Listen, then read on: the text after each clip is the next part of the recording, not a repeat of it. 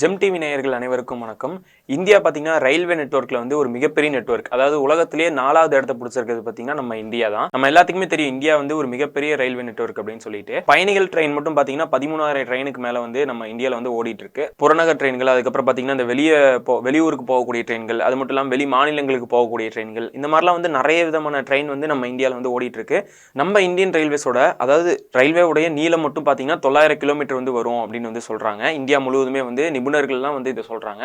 அது மட்டும் இல்லாமல் நம்ம இந்தியா முழுக்கவே வந்து ஒவ்வொரு மாநிலத்திலையும் நம்ம மெயின் ஸ்டேஷனாக ஒன்று இருக்கும். அதுக்கடுத்து பார்த்தீங்கன்னா சின்ன சின்ன ஸ்டேஷனாக வந்து நிறைய ஸ்டேஷன்ஸ் வந்து இருக்கும். அந்த மாதிரி வந்து ஒவ்வொரு மாநிலத்துக்கும் ஒவ்வொரு விதமான ஸ்டேஷன்ஸ் வந்து நிறைய வகைகள் இருக்கு. ஒவ்வொரு ஊரை பொறுத்த வரையும் அதே மாதிரி அங்கே இருக்கக்கூடிய மக்கள் தொகையை பொறுத்த மாதிரி நிறைய ஸ்டேஷன்ஸ் வந்து அங்கே வைப்பாங்க, அமைப்பாங்க. அந்த இடத்துல கூட்ட நெரிசல்கள் அதிகமாக இருந்துச்சுன்னா அதுக்கேற்ற மாதிரி ஒவ்வொரு ஸ்டேஷன்ஸ் வந்து அமைப்பாங்க. சில மாநிலங்களில் பார்த்தீங்கன்னா ஒரு 500, சில மாநிலங்களில் பார்த்தீங்கன்னா 100க்குள்ள அந்த மாதிரிலாம் வந்து இருக்கும். உதாரணத்துக்கு பார்த்தீங்கன்னா உத்தரப்பிரதேசத்தில் 1000கணக்கான ரயில் நிலையங்கள் வந்து இருக்கு. அதுக்கடுத்து பீகார்ல பாத்தீங்கன்னா 700 ரயில் நிலையங்கள் பக்கம் இருக்குது. அதுக்கப்புறமா மத்திய பிரதேசம், குஜராத் இந்த மாதிரியான இடங்கள் எல்லாம் 500க்கு மேல வந்து ரயில்வே நிலையங்கள் அந்த மாதிரிலாம் வந்து இருக்குது. பட் இதையெல்லாம் தாண்டி நம்ம இந்தியாவில் இருக்கக்கூடிய ஒரு மாநிலத்துல ஒரே ஒரு ரயில்வே நிலையங்கள் மட்டும்தான் இருக்குது.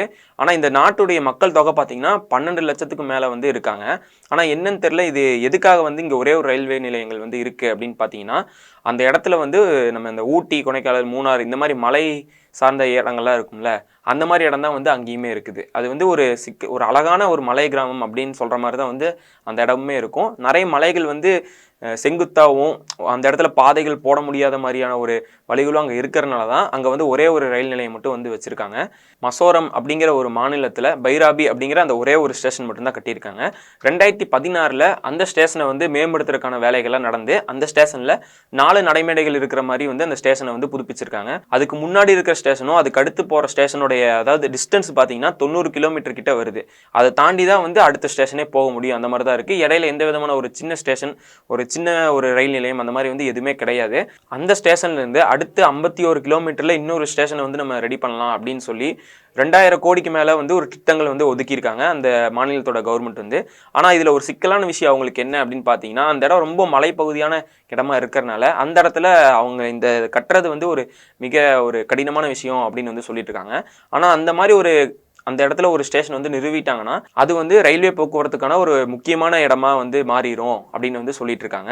இதை தொடர்ந்து பார்த்தீங்கன்னா நம்ம இந்தியன் ரயில்வேஸ் வந்து ஒரு புதிய ஒரு திட்டத்தை வந்து அனுபவிச்சிருக்காங்க. ரயில்வே தண்டவாளங்களுக்கு நடுவில் எந்த விதமான கேப்பும் இல்லாமல் சோலார் சிஸ்டம், அந்த சோலார் பேனல்லாம் இருக்கும் இல்லையா, அதெல்லாமே யூஸ் பண்ணுற மாதிரியான விஷயங்கள் தான் வந்து பண்ண போகிறாங்க. இப்போ வந்து நிறைய இடங்கள்ல சோலார் பேனல் வந்து யூஸ் பண்ண ஆரம்பிச்சிட்டாங்க. நிறைய இடத்துல அது மூலிமா நிறைய லாபங்களும் கிடைக்குது அப்படின்னு சொல்லி அதை வந்து கவர்மெண்ட்டும் எடுத்து இந்த ரயில்வேக்கு நடுவில் வந்து அதாவது ரயில்வே தண்டவாளங்களுக்கு நடுவில் வந்து இதை அமைக்கிற பணியில் வந்து ஈடுபட்டிருக்காங்க. இந்த திட்டத்தை வந்து செயல்படுத்துகிற வகையில் உத்தரப்பிரதேசத்தில் 70 மீட்டர் தொலைவில் வந்து ஒரு 28 சோலார் பேனல் அமைச்சு அதை வந்து டெஸ்ட் பண்ணி பார்த்துருக்காங்க. இது வந்து 1 மணி நேரத்துக்கு 15 கிலோவாட்ஸ் மின்சாரம் வந்து தயாரிச்சிருக்கு. ஒரு வருஷத்துக்கு வந்து இது தயாரிக்க ஆரம்பிச்சதுன்னா எவ்வளோ கிடைக்கும் அப்படின்னு வந்து ஃபுல்லாக நம்ம இந்தியாவில் இருக்கிற எல்லா தண்டவாளங்கள்லையும் இந்த மாதிரி எந்த கேப்பும் இல்லாமல் விடைபெற்றிருக்கக்கூடிய எல்லா கேப்லையுமே வந்து இந்த மாதிரி சோலார் பேனல்களை அமைச்சு நம்ம வந்து மின்சாரங்களை உற்பத்தி செஞ்சோம்னா நமக்கு வந்து இவ்வளோ கிடைக்கும். அதாவது சூரிய ஒளி வழியாக நம்ம மின்சாரத்தை உற்பத்தி செஞ்சால் நம்மளுக்கு வந்து ஒரு வருஷத்துக்கு 32,000 கிலோவாட்ஸ் மின்சாரம் வந்து தயாரிக்க முடியும் அப்படின்னு வந்து சொல்லியிருக்காங்க நிபுணர்கள் எல்லாமே. இந்த தொழில்நுட்பம் வந்து சீக்கிரமே வந்து நம்ம இந்தியன் ரயில்வேஸில் வந்து எல்லா இடத்துலையும் வந்து செஞ்சுருவோம் அப்படிங்கிற மாதிரி வந்து சொல்லியிருக்காங்க. இந்த திட்டத்தை வந்து செயல்படுத்துறதுக்கான